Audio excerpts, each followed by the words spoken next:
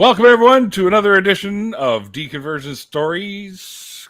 Kind of, not really, not today. Today, we're actually going to be talking about something a little bit different, but it does involve religion. Because my friend Godless Recovery over here, you went to AA, so they say, and that is a religiously based organization that helps people get rid of their alcohol addictions, and they use a lot of churchy bullshit in there as well. I kind of want to know, was your drinking habit quite bad where you felt you needed to go there? It was beyond bad by the time that I actually stopped. I went into rehab once when I was in my early 20s, and by that point, it was really affecting my school life, and I've never been a daily drinker. I was always one of those people that would go through a long period without drinking, but when I drank, there's just a black hole for an entire week. And I got to the point where I was drinking about a handle a day if I was on a binge, and a handle is 1.75 liters. So, I mean, I weigh at the time I weighed 140 pounds. So, I mean, I was drinking up to that point where I was near alcohol poisoning every time. I got sober then, and that was able to last for about a year. But after that, I slowly started going back into it. And about 6 years and 9 months ago now, I was able to stop drinking. But the last time that I drank, it was on Christmas Day. Yes, Christmas Day, about 3 o'clock in the morning. I woke up in my mom's house because even though I had no idea how I got there, she had to pick me up from some completely different place and bring me back to that home. They had removed the battery from my car. All the alcohol inside of the house was locked up, and I woke up at 3 o'clock in the morning and didn't want to deal with it. So I went into their bathroom and found a bottle of rubbing alcohol and drank the entire thing. Yeah. Rubbing alcohol. Yeah. I mean, that's what I needed to just be able to shut down at that point. So yes, in answer to your question, yeah, it was pretty bad, to say the least. I'm really lucky that I didn't end up a wet brain, with some sort of hydrocephaly. But after that, after that, because of how bad it was, I desperately pursued the idea of finding a higher power or finding some sort of God to believe in, because I'd heard through AA and a lot of these different organizations how critical that was in getting sober. And it took That's what they tell you. Yeah, exactly. And even though in some ways there was value and benefit to what they did, it was also a process where you had to sift through a lot of the mess to be able to find something valuable inside of it.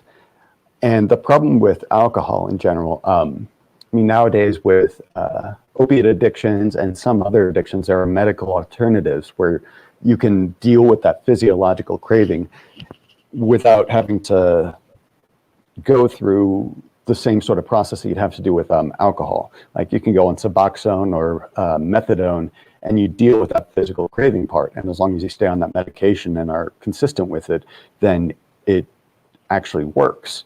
With alcohol, there is no medication like that. There's Antabuse and naltrexone, and Antabuse makes it so that you get horribly ill if you take it after you start drinking. And naltrexone, it works pretty well, surprisingly enough, on people being able to eliminate that craving that develops after they take a drink or two. They can actually have a glass of wine and not even finish it.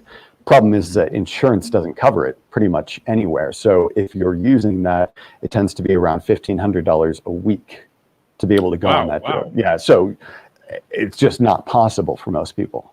And when you're desperate, if you've lost your home, if you've lost your job, if you've lost all the stuff that you hold valuable because you're too drunk to function, then it's useful to have a place that you can go to, in spite of its religious connotations, that can help you stay sober at least for that day and get on to the next day and the next day as you try and figure this shit out.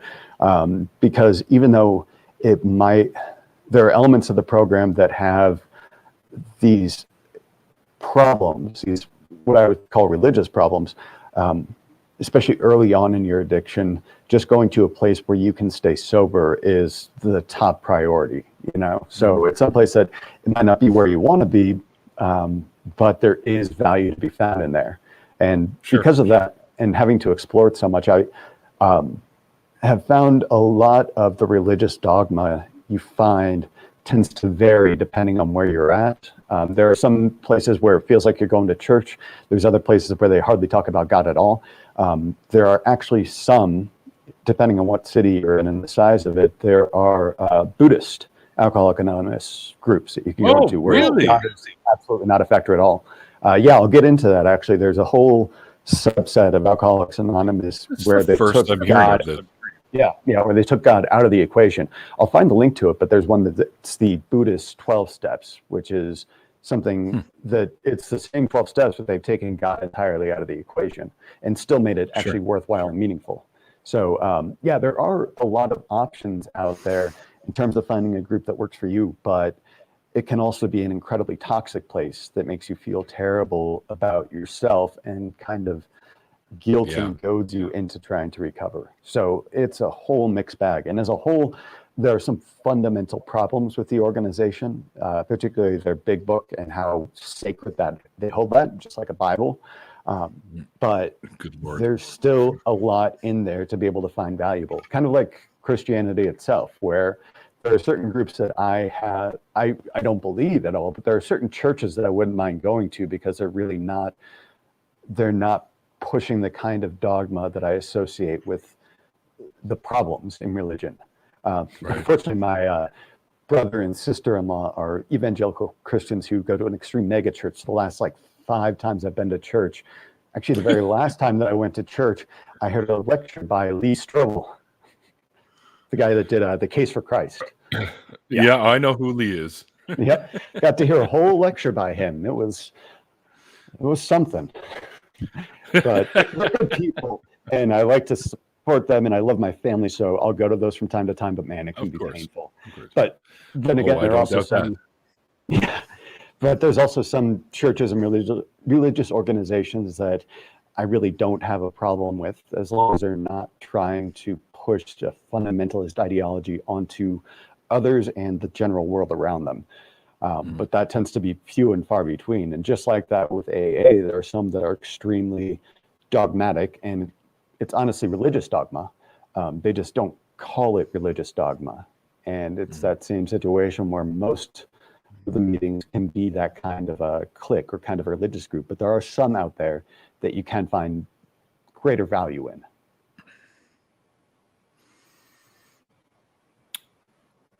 Yeah.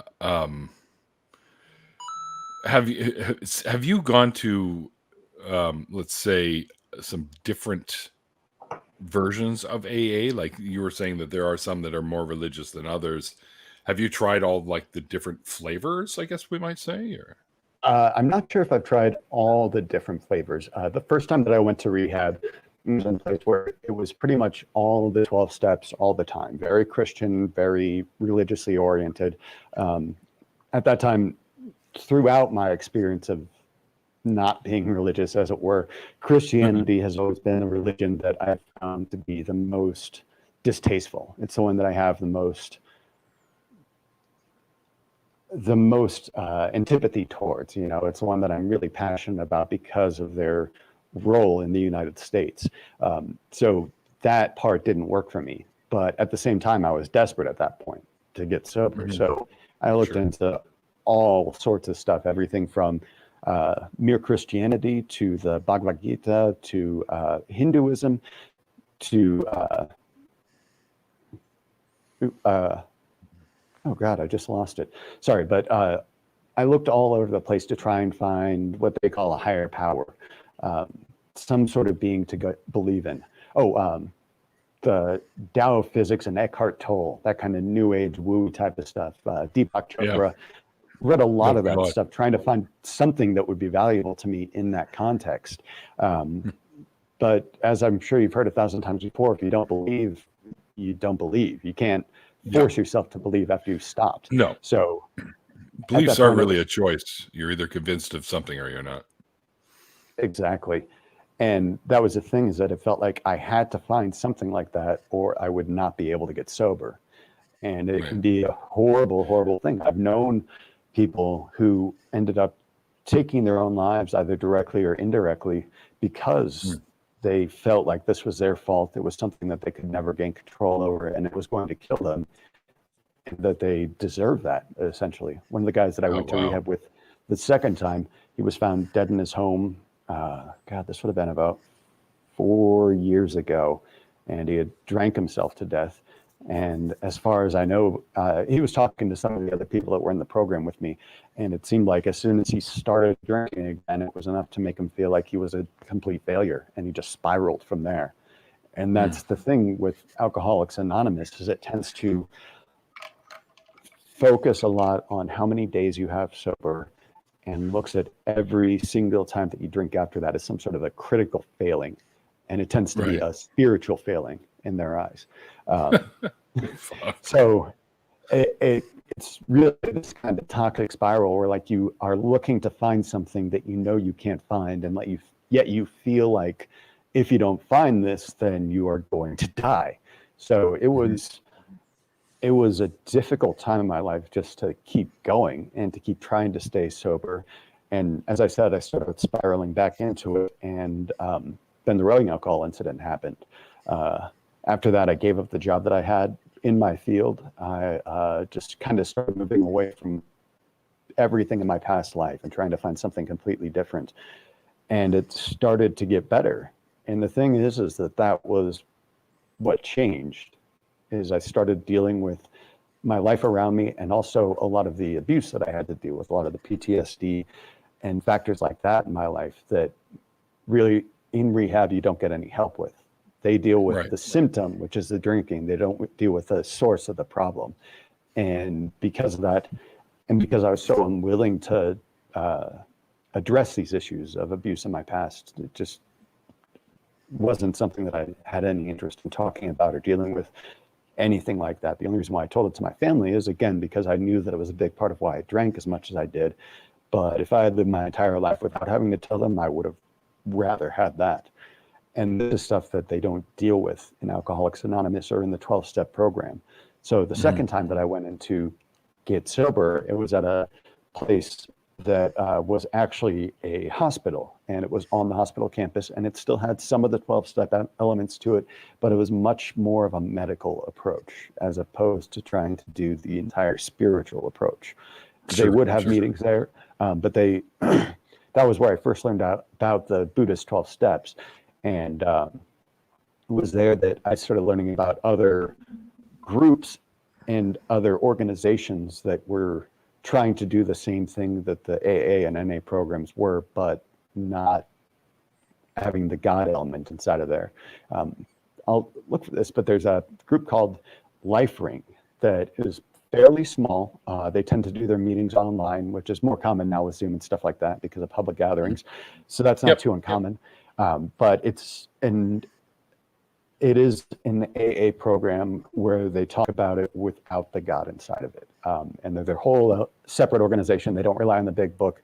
They do have some of the same tenets in terms of maintaining sobriety, but they are much more of a support group as opposed to being like a church that you have to attend. So it works well for some people, but it is also relatively small right now, so it's hard to find meetings and stuff like that, and they tend to be a much smaller community. So if it works for you, great, but like I said, a lot of people right when they first get sober, they're in a state of desperation, so they'll go anywhere they can to try and get some sort of help. It's either get help or die. And in many cases, Alcoholics Anonymous is the only place that they stand a chance of being able to get away from this, at least for a little while, that they might have just come out of detox and they have the choice of going to a liquor store or going to what is essentially a church. The better option between the two for them is probably going to the church, but that doesn't mean that they have any value inside of the church either. It's just the lesser of two evils. So if I had any specific message that I want to give to anybody that's struggling with alcohol and trying to get away from that part of their life or any sort of addiction, those groups can be valuable, particularly when you're in a state of desperation, but they're not a place of the gospel truth. It's not the fundamental way in which you get sober. It's just a good place to stop drinking for now and to focus on that for a while as you get further and further away from your addiction. If you do it with just that, you're the exception rather than the rule. Generally speaking, you have to deal with whatever underlying issues you may have that are causing you to drink the way that you do, or do whatever addictive process you tend to enjoy. You got to get to the root of that rather than just looking at the addiction, because they are that's what I was thinking when you with mentioned that earlier, that they dealt with addiction and not the underlying cause. I'm getting an echo. Do you have this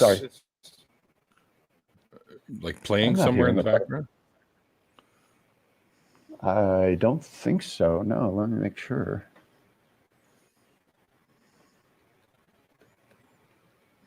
Is that better? Of course, I'm not going to know until I say something. So, yeah, no, that's actually a lot better. Yeah.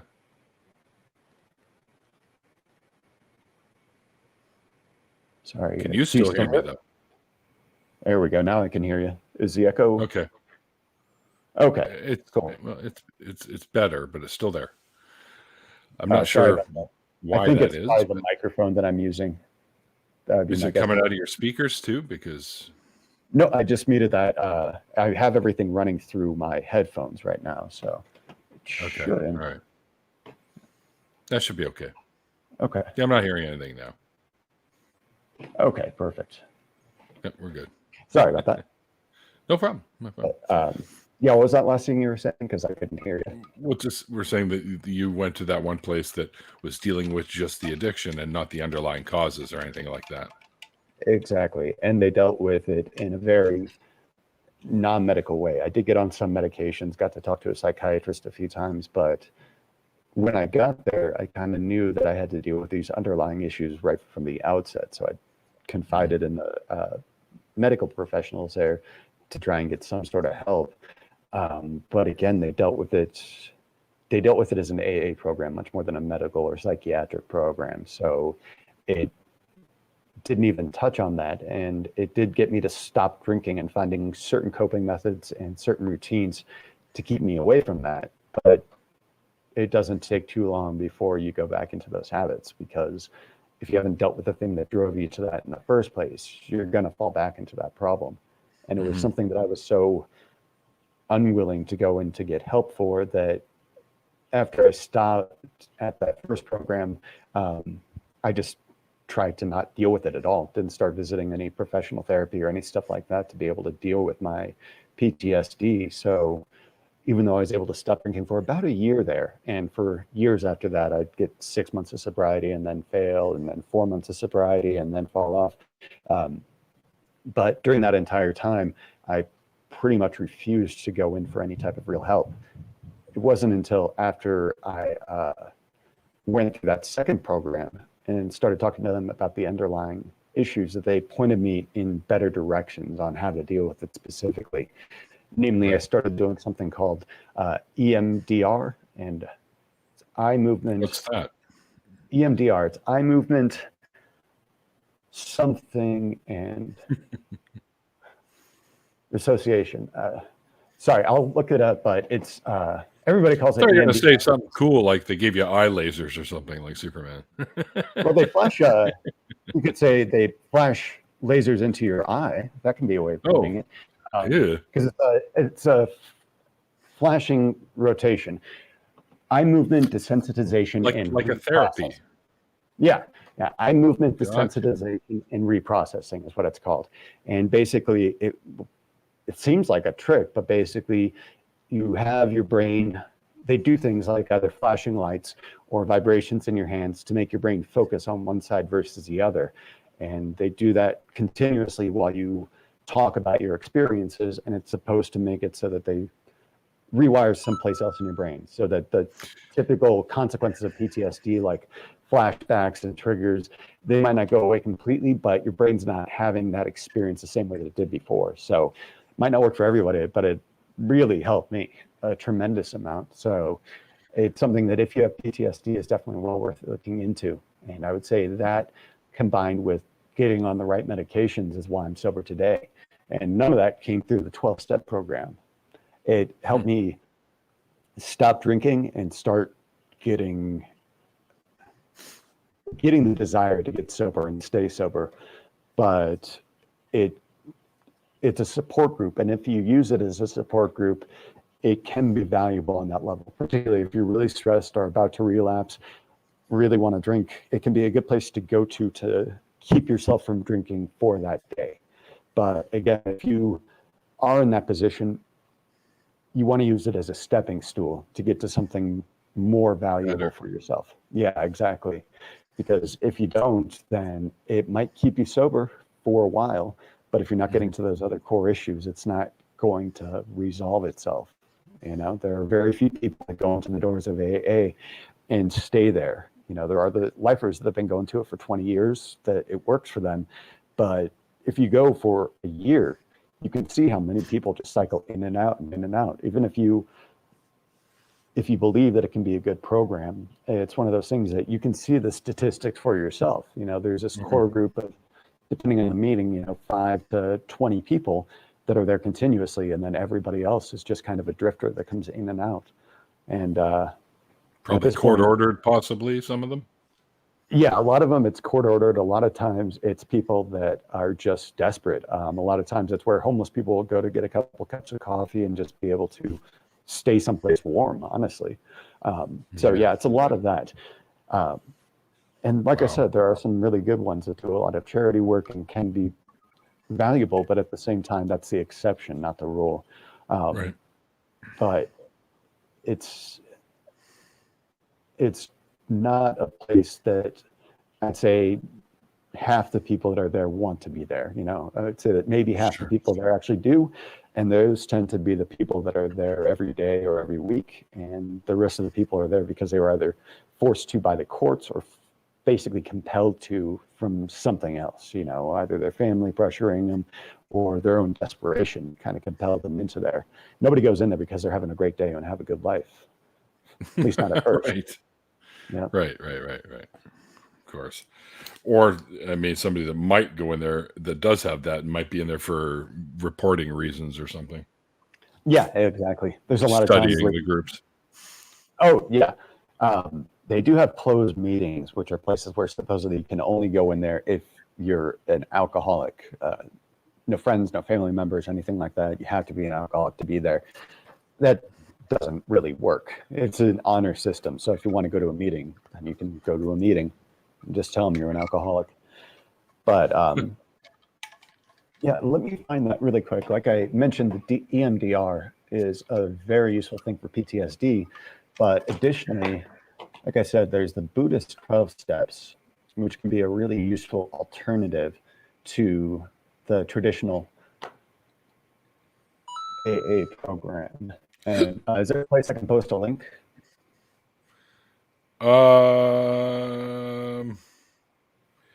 Yeah, if you want, you can put it in the private chat. You can drop it in there. And then I think Mikey can take it and dump it in the regular chat. Perfect. Thank you. You can't do it from here. So. Yeah, I'm not surprised. But yeah, this is the place that has it listed. And I'll just go over these pretty quickly because, like I said, it's the 12 steps. It's the same thing, but it's without any God included. And right. All right, so here it is. We admitted our addictive craving over alcohol and recognized its consequences in our lives. We came to believe that a power other than self could restore us to wholeness. 3, made a decision to go for refuge to this other power as we understood it. 4, made a searching and fearless moral inventory of ourselves.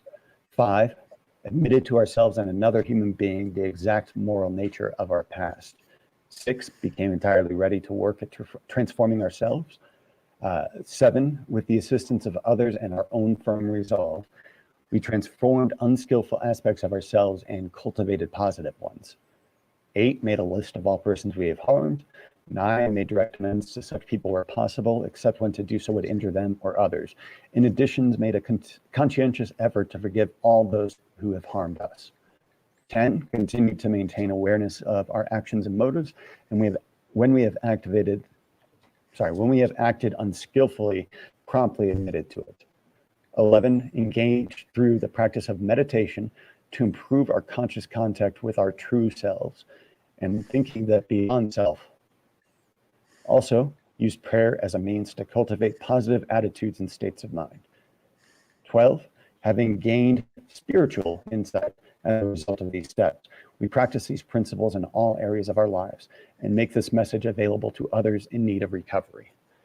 So, as you can see, it definitely takes the God out of it, but it's the Buddhist 12 steps. So there's still definitely a lot of spirituality in there and the idea of something beyond yourself.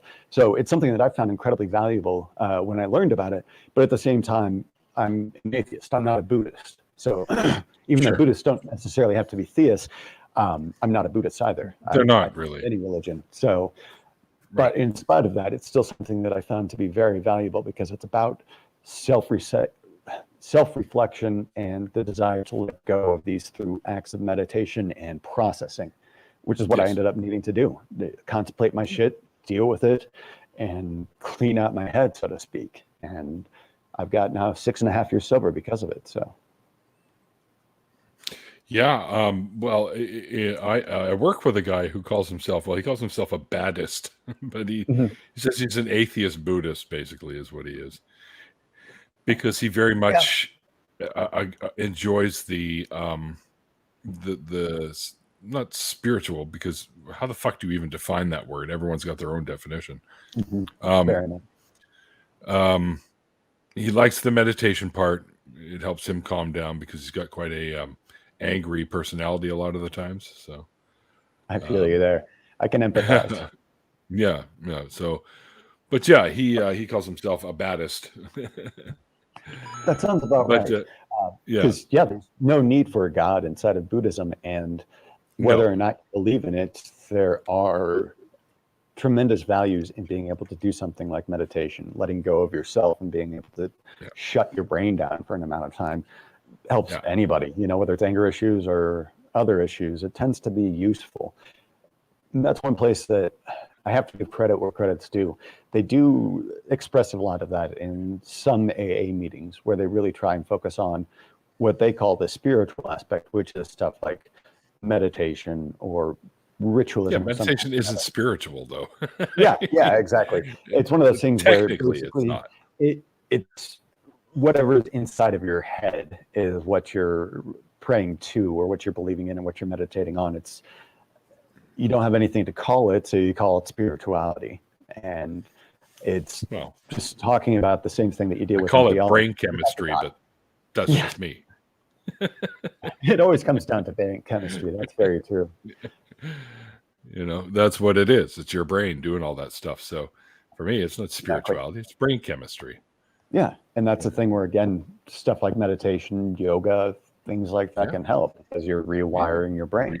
It's why EMDR works so well for me, because it made it so that I could deal with PTSD, and it's not something that ever goes away, but it's something that isn't this invasive part of my mind on a regular basis. Right. Since then, it's just been a hell of a lot easier to stay sober than it was before, because I dealt with the underlying issues. You just rewire your brain to get there. So, during these times, did you ever have any folks trying to persuade you to come to their church or anything like that, like their temples or churches, to try and lure you in? Also, did you ever go down the path of paganism? Okay, yeah. So to the first question, yes. Like I said, my brother and sister-in-law are evangelical, passionate Christians. They're wonderful people, but a long time ago, most of our family decided that we don't bring up religion or politics when we're hanging out with each other, because it's just not worth the stress. But right after I got sober, there were a couple of times where she invited me to their church for different events. The Lee Strobel thing, that was all her trying to be a nice person and help me find her religion the same way that she found it. Obviously didn't work, but she's a great person. I love the hell out of her. So I had no problem actually going to it, in spite of it not being where I wanted to be. That's how much I love my family. So I'll go to church for them. So there was that. And also when I was at the first place that I went to rehab, it was extremely God-based. A lot of the people that were counselors inside of the organization seemed to be from a religious background, like Colorado Christian University or some other religious background. And they would advocate for prayer circles, and they always talk about God as being the Christian God, and Of they course. wanted us to go to their churches too, which is exactly that same kind of dogma. So it's one of those things that it was a good place to detox and get away from drinking, but I never bought into any of the religious shit there. So I just, even though I desperately sought it, it never actually became believable to me. So I never got to that point of letting go to that as a higher power. You were already a critical thinker. A critical drinker as well. I see what you did there. But there was definitely that. And that's something that I really have to give credit to my family for. It's they've always, especially my dad, not to say I don't love my mom and my other family, but my dad really tried to get me to think critically about issues from an extremely early age. And I've always genuinely appreciated that.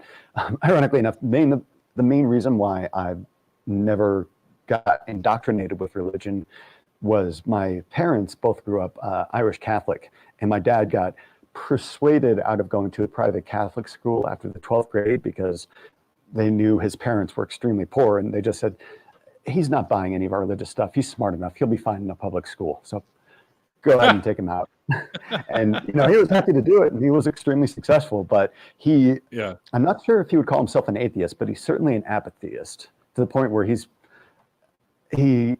Just considers most of the gods that he's been told about to be bullshit, and he doesn't care beyond that. Maybe there's some sort of naturalistic pantheism or some Xenu deity, 12 dimensions of life higher than us. I call myself an apatheist as well. I'm an atheist too, but I'm also an apatheist because I really don't give a fuck about religion. So exactly, that's why I consider myself an atheist, an ichtheist, and even after that, an apatheist. Because I don't know what you mean when you're talking about God. I don't believe in him, and I honestly don't care even if he does exist. So it's a trifecta. Yeah, that's right. That's why we got 3 Mikey approves, because it's a trifecta. Nice, like the Trinity. With the Father, the Son, and the Holy Spirit. And there's 3 of those. There's a whole bouquet right there. Exactly. I figured that bunch. Yeah. But I got there. One of those. Sorry. But yeah, beyond that, I did look into a lot of other religions. It's not something that was new to me at that point, because even from early high school, I found mythology to be just fascinating. So I knew a lot of the old Norse myths and a lot of the old paganism was one of the few that I didn't know much about, because a lot of my friends at the time were people who called themselves Wicca and thought that they could cast spells on people and were really... That was me once. And they good quote, but at the same time, it was one of those where I didn't buy the bullshit from the beginning, where I don't think that you can cast spells on people. I don't believe in the voodooism or the rituals. So it was one of those things that I didn't learn as much about because I didn't see it as worthwhile. I learned about it later on once I first went to rehab, because it's such a frequent thing to find, either paganism or Wicca, or some other sort of polytheism. I looked into those to see if there's anything worthwhile to see there, and I didn't find it. I find the same thing that I always find with this type of stuff, where it's great for legend, for allegory, for metaphor. Like I can look at the Old Testament and find great metaphors in there, and find a lot of poetry and a lot of horrific, terrible shit all at the same time. That's the same with a lot of these types of stories. So there's value in there, but the value doesn't come from its truth, It's something that comes from it's just as valuable as stuff like that. Fairy tales are to children. It's good that they learn Hansel and Gretel, but they don't actually think that there's a house made of gingerbread or whatever it was. Right. Yeah. So yeah, I just never found anything inside of that world that I found to be valuable, and especially Norse paganism. No offense to Ocean or any other people that are in that realm, but hear that, Ocean? It's one that I find extremely fascinating because its history is so intricate. But the thing is that we don't have really anything pre-Christendom coming into that part of the world. So any of the mythology or any of the stuff that we actually have documentation of, we don't have those original oral traditions at all. There's still a lot of influence of Christianity right from the outset of the written works for there. So again, it's fascinating, but I have no idea how much of it is what it was, So it's, again, one of those things where I find it valuable and fascinating, but at the same time, I also don't even know what the religion actually is, because we don't have access to what the original religion was. So it's one of those things where on two levels, it's just hard to get into. It's like a secondhand account of a firsthand account that has been translated through the accounts of another religion. Which, There again, I are love mythology. They're great characters, they're great stories, but it's one of the ones that I find least believable. No offense, but yeah, it's one that I find the least believable. Yeah, I find all mythologies not believable, period. So, because they're just how grandiose the stories are, and all these like heroes that might as well be Marvel characters, in my opinion. And some of them became Marvel characters, like Hercules and Thor and Loki. I mean, so. Yeah, they're like the old school superhero stories. Is what they are. Yeah, and that's the thing that you can see with those traditions, with a lot of the pantheistic gods, is that they're not real, and in my opinion, they were never intended to be considered something concrete, like a being that you could actually interact with. But they were at one time considered. People had hoped they were. Anyway. Yeah, exactly, because they'd actually pray to them as a real being. Yeah. And that type of traditional polytheism I find to be fascinating, because it was equally problematic on some levels in terms of the strife and tension that it could cause. But a lot of the more intense conflict that we tend to think about later on in history, stuff like the Crusades, that tended to come about after we abandoned this idea of there being these different gods. You can have you God, I can have my God, everybody can have their own God and be perfectly happy. But once they started getting into this tradition of there being one and only God, or one and only one God, it seemed to transition the very nature of what we consider to be in-groups and out-groups. A lot of these traditional different cultures we'd interact with on certain levels. But it became one of those situations where if you were not a part of Christendom or were not a Catholic in certain parts of the world, you were automatically a secondary citizen, essentially, And that was something that I found to be really interesting, because they both believe in one God, but they disagree on what that one God is saying to them. So again, they're at absolute loggerheads with one another, which is so bizarre. I do think that it would be better if we could go back to everybody just having their own God, real or not. It makes a lot more sense. It's I often find it kind of funny, because you mentioned this earlier, and I was going to say something at the time, but then I got sidetracked. But you mentioned it. They consider it the Christian God, which blows me away, because it's not the Christian God. It's the Jewish God. It's the God of the Jews. Jesus was a Jew. Exactly. All the Abrahamic faiths go originally back to the religion of Abraham. It's the only one. Which is an adaptation of other things too, by the way. Exactly. And if you read the Tanakh and Torah and compare that to the Bible, compare that to the Quran, and even look back prior to that at some of the stuff in Sumerian literature, they're the same stories, just told in very different ways, and often slightly different ways. And it's interesting because we see that here. We also see that in Eastern mysticism as well, where there are certain similarities between all of them, because it seems the same, where it derived from certain central views of the culture on that side of the world. And it worked for them, so it became Taoism, Buddhism, Hinduism. And on our side of the world, we kind of went into a different direction. And with ours, it was like one specific God that everybody started to assert was the one and only one. And then it became an argument over whose God it was. Was it the God of the Jews? Was it the God of the Muslims? Was it the God of the Christians? Was it the God of all three, but they're just fighting with one another? It was one of those things where it seems that once everybody started to agree on what this higher power was supposed to be, the more conflict came, the more that they started combating one another, not because they didn't believe in the same God, but because they had different names and different beliefs on the God's intentions and what God said. But they all agreed that theirs was the one and only God. Yes. It's very bizarre. Just to settle something for Canadian Olyman, there is a version of Hercules in the DC universe as well. Yes, I should have mentioned that as well. But the Hercules I was talking about is this one here, where he's battling Thor. This guy right here. He was an Avenger too for a while. So yeah. Oh, Hercules was. Yep. That's pretty funny, actually. Yep, Hercules was. Yeah.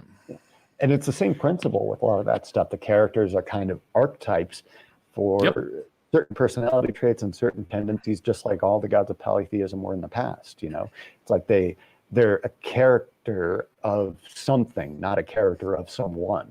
You know, and that seems to repeat itself over and over again. But honestly, I think that the DC universe does a far better job at fleshing out these types of characters than any of traditional Abrahamic religions or really possibly could.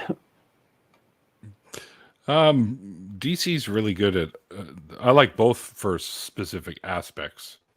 Marvel and DC, also Image Comics and Dark Horse Comics. I mean, I've been collecting comics since the 60s, so I mean, I have oh dude, I had original X-Men, original Teenage Mutant Ninja Turtles, original fucking first appearance of Deadpool, first appearance of Punisher, all kinds of shit. But I gave them all to my cousin. I took some and sold some to a friend of mine that opened up a comic store, and then I gave the rest of them to another friend that opened up a comic store. I really was into it for the comics themselves. I didn't really care about the money so much, but I did make a little bit off of them. But, yeah. Well, that's one thing that lost some. It's one thing that I've always noticed about you and that I genuinely appreciate. You're generous to a fault. And I don't say that as an insult, but I mean, you donate blood on a regular basis and have been for decades now, isn't it? Not decades, years for sure. Years, yeah. Closing in on a decade, but better than I certainly have ever been able to do. Then again, I've gotten too many tattoos. But yeah, and of course, something like that, you cared about the comics and you cared about your family and friends. So give those things to your family and friends. I remember I did that for my nephew when he started getting into Magic the Gathering. I gave him like 2 binders plus a box just full of Magic cards. Didn't even look through them. And then he's 16. Oh, no. Yeah, he's 16 now, and he was 7 when I gave him the cards. And it's funny looking back at some of those because it's like, oh, the card's worth $100 now. That one's worth $150. Yeah, but they're legacy cards, right? So they can't be played in modern games. Yeah, and the legacy cards are just ridiculous nowadays. Yeah, they keep on making those new ones like Modern Masters and stuff like that so people can rebuy those old legacy cards. But they go from exorbitantly overpriced to expensive as hell. They never got like Lotus. I had 5 of them, man. You did? Oh my God, I am jealous. Back in the day. Yeah, see, I started in beta, but I only got 1 deck of that, and then started actually playing during Unlimited. So I never got any of the really cool cards right from the beginning. But I remember back when what's that? Just tell Mikey to get in here. It's the fun part of the show now. So I don't have any Black Lotuses. No. That's not what I mean. I don't have any for you. That's okay. I don't have any more either. Have those. No. They're all held in the hands of just a very specific few. I remember when I thought it was just amazing that Black Lotus had gotten up to $400, and I thought that was a ridiculous amount of money. Now it's over 10 times that much. It's like, yeah, I should have bought early. It's kind of like trying to get into cryptocurrency after it's already had its bubble. Like, you had the opportunity, but hell out of cryptocurrency. Yeah, stay away from it. No, yeah. I was at my friend's comic store when Magic the Gathering was brought into his store, the very first ever packs. So we just started. He's like, "You guys, let's open some of these up." And we all threw like $25 each at him, and he gave us like a box of this shit. We just started opening everything up and reading the cards and figuring out how to play. And he was kind of reading the rules, and we played this mock game and tapping the mana. I'm like, what the fuck is this all about, right? Kind of shit, right? So we had a good time. We had a good time. Oh yeah, it was. So I was there from day one. Yeah, and that's the thing. There's a reason why it's been a heavyweight since it first came out. It started fun, and to this day, it's still pretty damn addictive. It was weird though. Yeah, After I had to stopping give playing mine for away. a number of years, I go back to it, and I don't know what half the things are. You know, what's this Yeah. flash, or what's this teleport or flicker ability? What's Doesn't anybody play mill anymore? Not that I've seen self-mill decks where they mill through all their own cards and then cast this last one that lets them win if they run out of cards. But nobody does the old millstone stasis type of game anymore. That's the deck I played was mill. Yeah. And actually, I got out of the game. For years and years, I wasn't playing any card games. And then I kind of got married to this girl who had a couple of kids that were into Yu-Gi-Oh! And so, yeah, I picked up the Yu-Gi-Oh! Cards and there's like stacks of them over there. So Still hooked on it.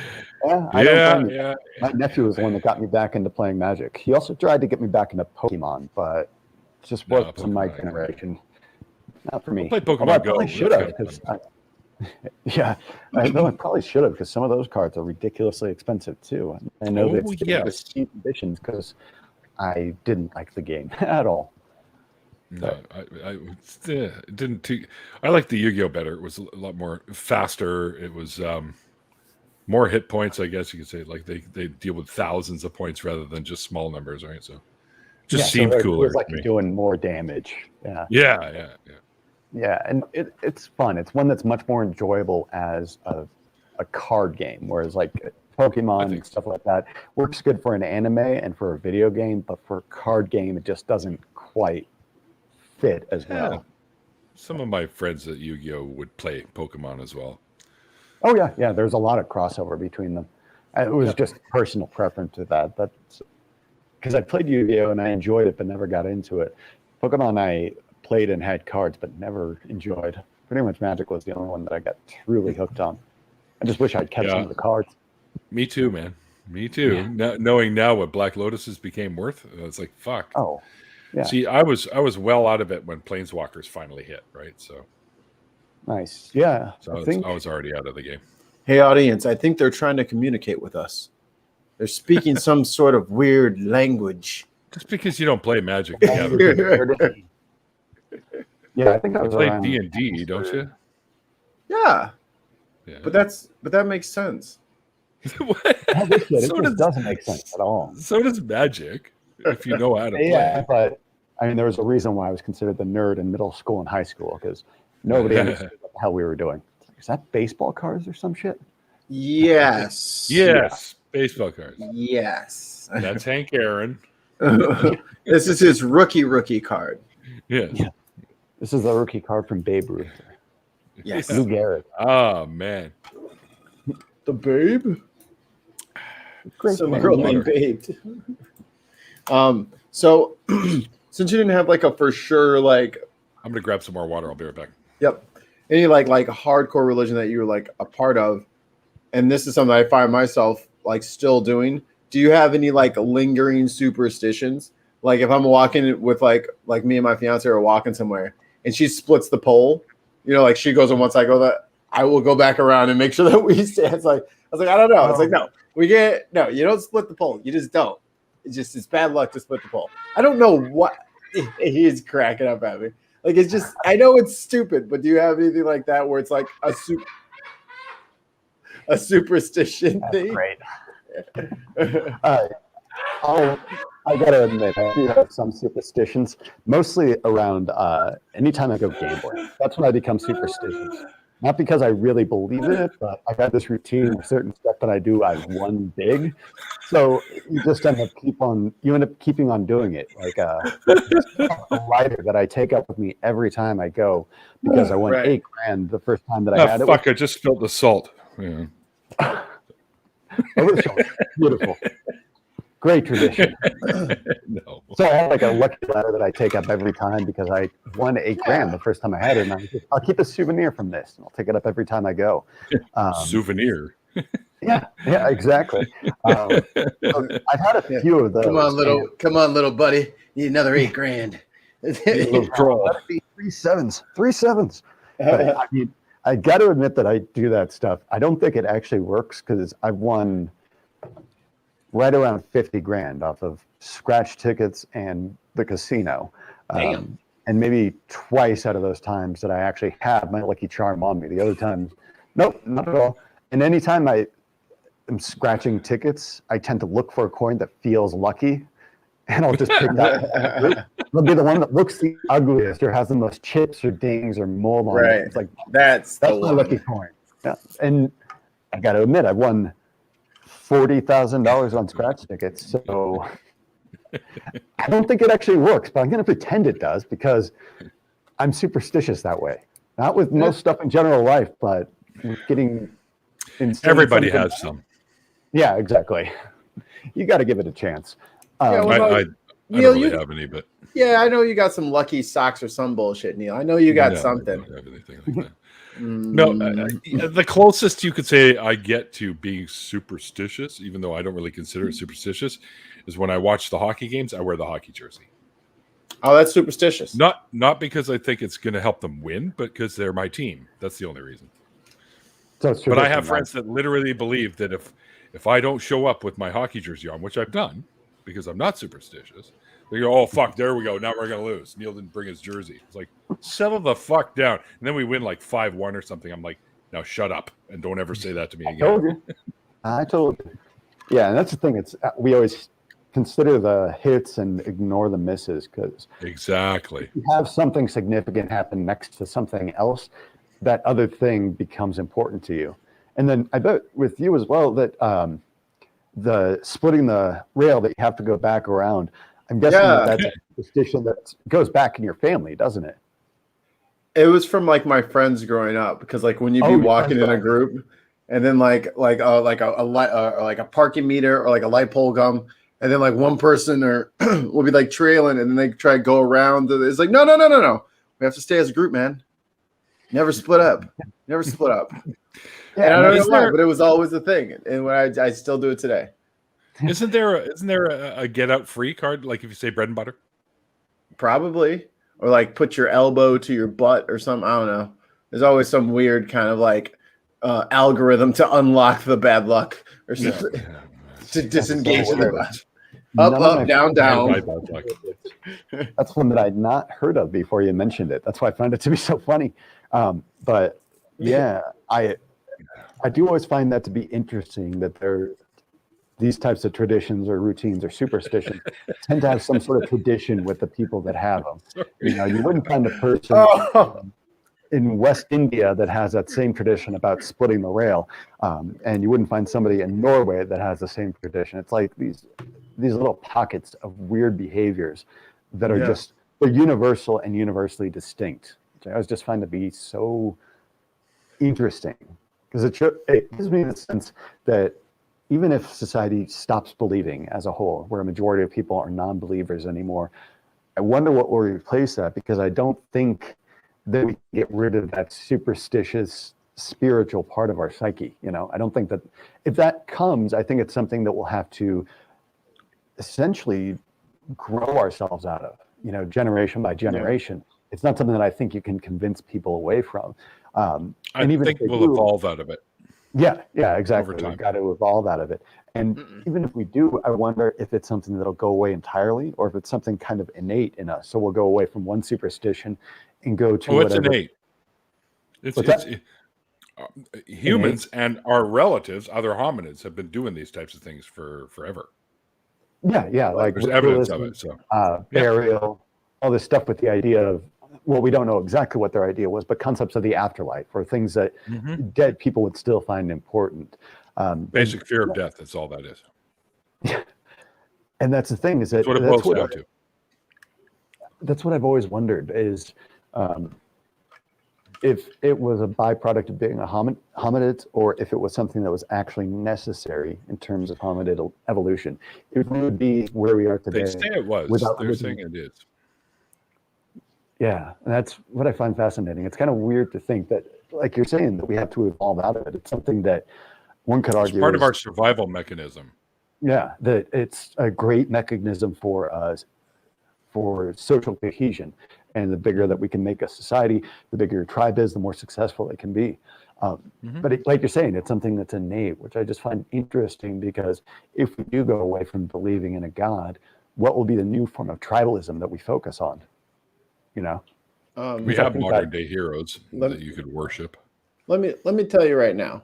My buddy Miles smoked his Lucky out of order when we were going to go see Taking Back Sunday at the House of Blues in Chicago, and something happened. He got a ticket, or he got ticketed on the street. It rained like fucking crazy, and then something else happened. But then, like during the concert, he was crowd surfing, and these fucking assholes threw him into the mosh pit where there was no one to catch him.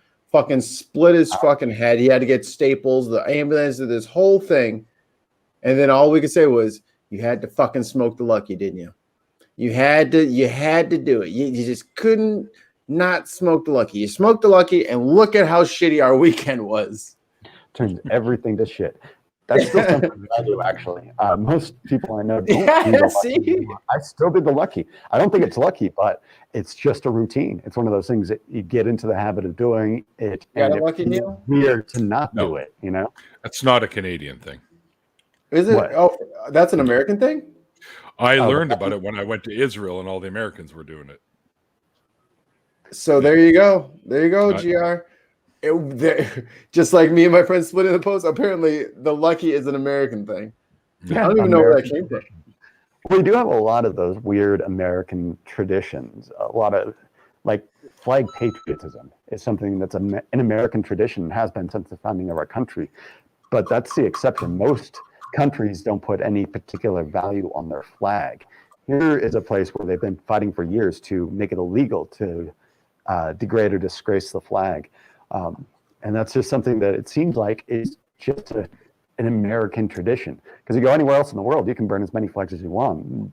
Nobody's going to particularly care. But here, it's like, it's considered sacred. And it's something that even non-believers can consider to Some be people sacred. here consider it sacred too. Oh, the Kyle, Canadian hope you're feeling better, buddy. Yeah. Somebody gave me shit because I had my image on the Canadian flag, waving on the Canadian flag. And I'm like, relax, dude. Fuck, it's just a flag. Wow. I died in the. No, you didn't. You're still here. I mean, I went to war so that. Yeah. Shut up. Anyway, yeah, Mikey. All mine are lucky. So Inverted. What are you smoking So- at? So then you got the asshole who goes up to the genie and says, "More wishes, please." what am I smoking? Yeah. These are no names. Actually, every cigarette in Canada now looks just like this one. No name, no identifications on them. I remember that being really weird when I first went up to Canada, because at the time I quit smoking. I quit smoking for almost 2 years, but then I stopped drinking and picked up the smoking again. So when I was up there, I stopped at a gas station and I asked him to pull down my old brand of cigarettes for me, American Spirits. And I was looking at Brown it and had, package, right? oh no, when I went there, it was the ones that had like the diseased lungs and shit on it. Oh yeah, now they're just brown. All cigarette packs are brown. Yeah, and I just found that with the brand fast name, and that's it. I think I lost No- it at this point, but no I actually lights, bought the no cigarettes extra when I was lights. up there because I wanted the diseased, malformed, cancerous lung as like a souvenir. Right. So yeah, right. that was a culture shock. Here, But- there are some that used to be printed where the only thing they'd say is smoking Surgeon can General. cause low birth weight. That's all they'd have on there. Nothing about cancer, nothing. Well, good. I was already born. Yeah, exactly. Joke's Okay, on can't you, smoke on pig. feller. No ovaries. We have one Hey. that has the cigarette that's all hunched over like this, and it says cigarettes cause impotency. I I've remember. never had to worry about that. Fucking wind blows properly, and I'm like, whoa, Jesus. Why is my table uneven? Oh, Yeah. Nope. I've I'm always I'm found not that- rage quitting. Oh man, I did find that funny because even though I don't like the American Tobacco, the Anti-Tobacco Foundation down here, their ads were pretty goddamn funny. I gotta say, anti-smoking ads can be fucking hilarious at times. More power to them, because honestly, if I had never started smoking, I would have been much happier without having that vice. But it is what it is, and I don't like to try and force other people to stay away from habits just because they're bad for them. I haven't had a cigarette in 2 years and 2 months. Nice. Bravo, my friend. Still got my little vape, dude, but the tobacco was like seriously affect, like waking up every morning, like, let me just brush my teeth. Oh, that's brown. Get that, Yeah. exactly. Get the brown slime coming up from your lungs. It's like that. There's your sound. They call it lung butter. Just Lung nice, butter. nice little thick gelatinous ooze. I was like, all right. And then I kind of like told a half truth to my now fiance about she's like, oh, you don't smoke, do you? Like when I met her, I was like, oh no. And I had like been not smoking for like a day and a half. So I had every intention on going back to smoking, but lie, but I didn't really lie, but I said I was quitting, so I said I quit. And then I actually did, so it worked out. Very good. Yeah. I didn't get in trouble. Very good. Well, that's the thing. You didn't lie per se. And you weren't smoking at that time and you stayed away from it. My brother, too, he was able to quit smoking. He has smoked as long as I have, and he's 6 years older than me. So he started way younger than I did. And yeah, he was able to kick the habit. He used the vape pen for a while and then stopped completely. And mostly it was because his niece started giving him shit about smoking. As soon as his daughter, I'm sorry, my niece, when she hit about 8 years old, she started seeing these anti-tobacco ads on TV. And she started giving him shit about smoking. So it was, fuck. I can put up with most people giving me shit, but not my daughter. He was able to kick the habit.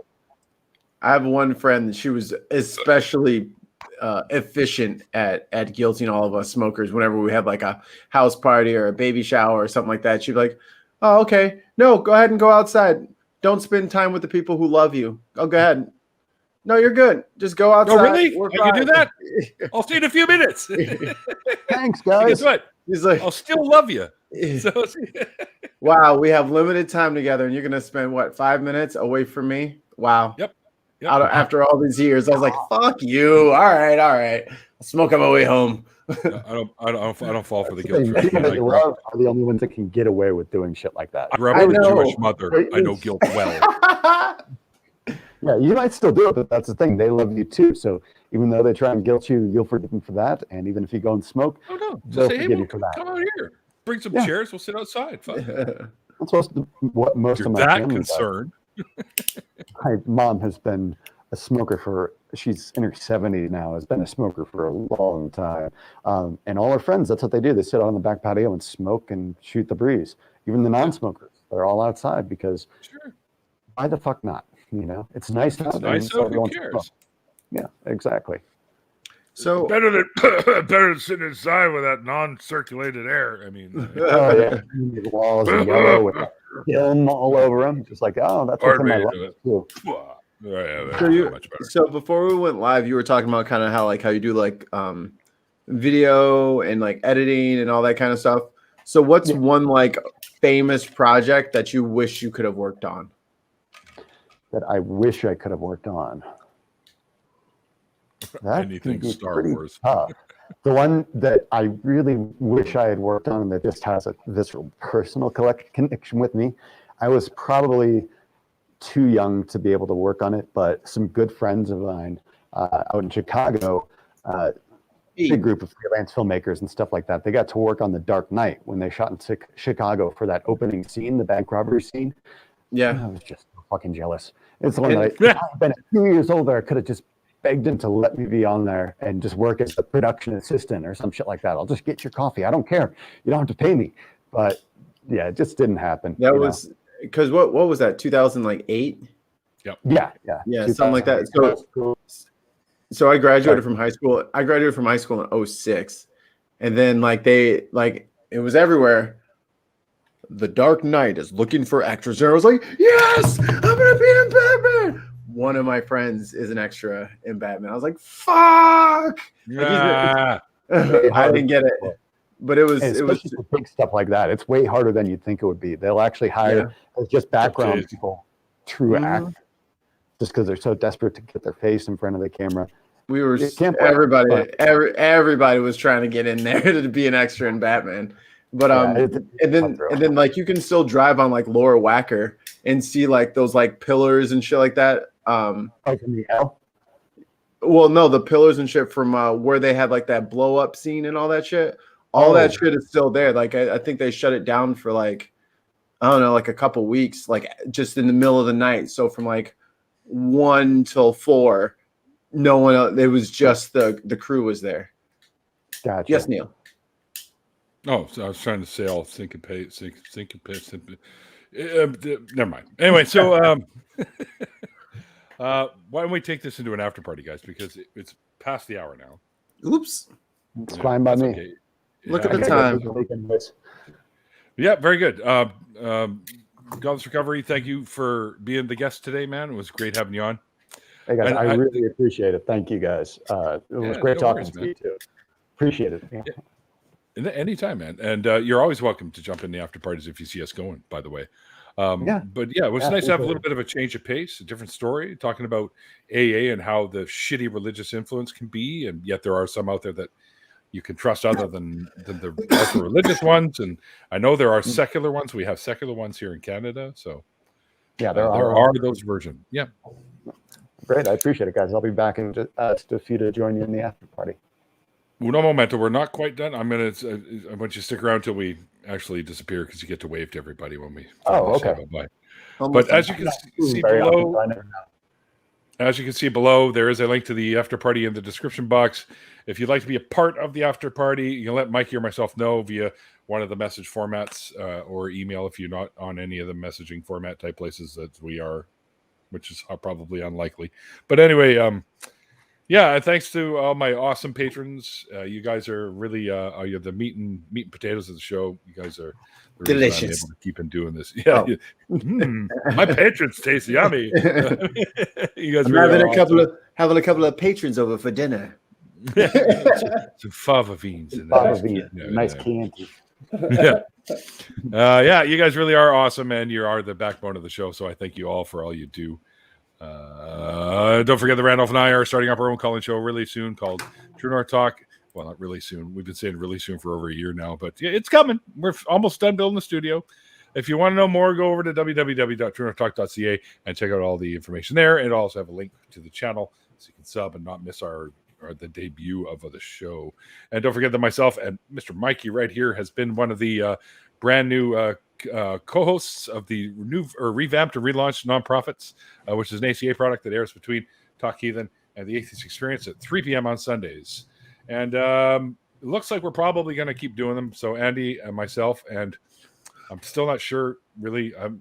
We never got any sureness whether or not Seamus is going to be involved, but we're still going to eventually be doing Atheist Drinking Out Loud, which will be the last Saturday of every month. From 2 p.m. Pacific time, and we go for a couple hours, make fun of shit. And we always have a guest with us, and you never know when we might come and ask you to join us. So be aware. Yes, thank you to YouTube chat and all the Twitchers out there. Thanks to everyone on Twitch. Actually, I'm an affiliate now. I'm not a partner yet, so I can't make money yet, but we're working on it. Slowly but surely. You'll get there. Yeah, eventually. Mm-hmm. All right, guys, that's it. And like I always say at the end of the interviews, first of all, I hope you guys enjoyed it. And if you didn't, well, screw you. Watch your back if you didn't like it. I have people out there. They're watching you right now. But like angry people with wrenches. With wrenches, yeah. Big blue wrenches. You can't miss them. Tune you up. Yeah. Yeah, I like it. All right, guys. Like I always say at the end of the interviews, like the late great Christopher Hitchens once said, it's called faith because it's not knowledge. And we'll see you guys next time. Thanks, guys.